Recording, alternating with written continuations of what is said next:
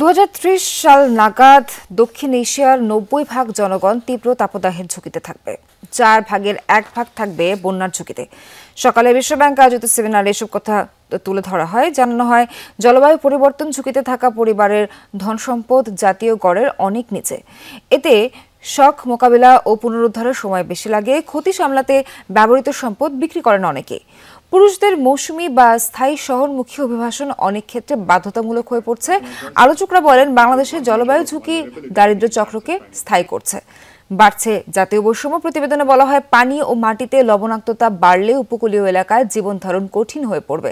জলবায়ু পরিবর্তন মোকাবেলায় যেসব উদ্যোগ নেওয়া হচ্ছে তা মোটা দাগে অল্প খরচের নাম কাওয়াস্তে সমাধান। বিশ্বব্যাংকের দক্ষিণ এশিয়া অঞ্চলের প্রধান অর্থনীতিবিদ সিদ্ধার্থ শর্মা বলেন, বাংলাদেশের জলবায়ু সংকট মোকাবেলার গতি কম। To Jean for his welcome address, which is one measure of vulnerability to the impacts of climate change.